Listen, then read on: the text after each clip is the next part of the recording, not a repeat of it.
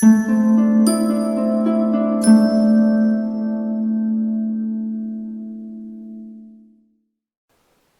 to Impact Learning Tutorials, and this is a video about the types of guidance. So in this video we're going to be able to understand the different types of guidance, give some practical examples of each of the different types, and also be able to give some advantages and disadvantages of the different types that exist.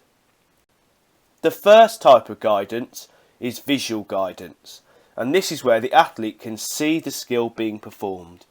So a couple of practical examples could be a coach giving a demonstration of how to do a serve in tennis.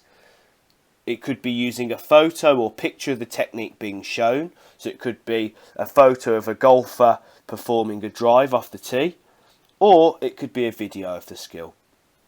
Now, some advantages of visual guidance is that the performer can see what the performance should look like. So it's easily integrated into coaching and training sessions. It's very useful for showing beginners what is required, and also this links in with it being good for less complex skills.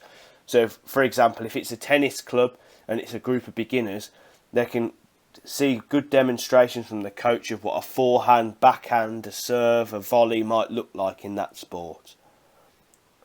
Some disadvantage these then is that it's difficult to demonstrate complex skills. So for example, doing topspin shots in tennis might be a little bit more difficult to demonstrate, and a further disadvantage is that the coach and the person demonstrating, whoever that might be, needs to show them the correct technique.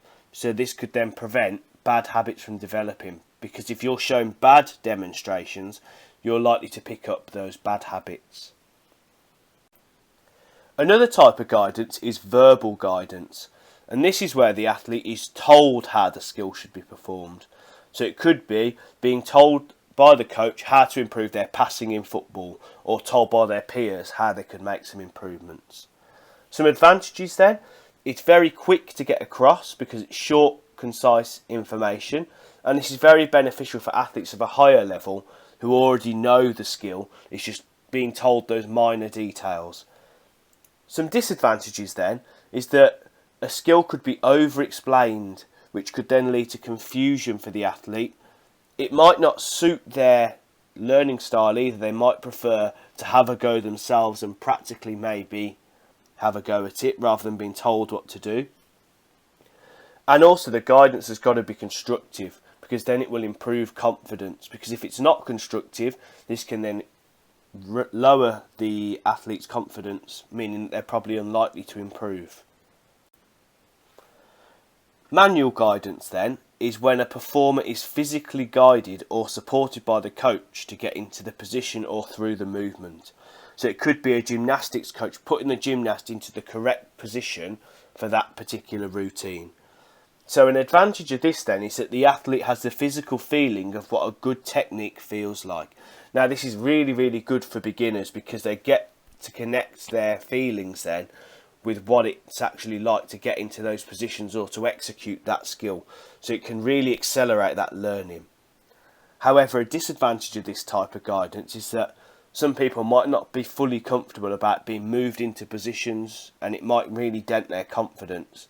And especially if you're working with a large group, this type of guidance can be very time consuming, so might not be appropriate for them. And now finally, mechanical guidance. So this is when a piece of equipment or an aid is used to help a performer learn a skill. So a practical example of this could be using a float in swimming, so very good for beginners, or using a harness to help with trampolining to get the height. Now some advantages of this is that it's very good for beginners to develop their technique. So particularly with the float in swimming, developing that leg action is very important. So using that float really can accelerate their learning. And it can also be used for complex skills as well, as performers can help to gain that feeling of a successful technique with the aid of the equipment. Some disadvantages then is that it can be time consuming. The athlete can also become to rely on the equipment rather than develop their own technique. So again, relating back to the float in swimming, if they're relying on that constantly to keep them afloat, this may hinder their development in the long term because they never learn that arm action and the body balance, which is so important. We hope you found this video useful. Please subscribe to keep up to date with our latest tutorials.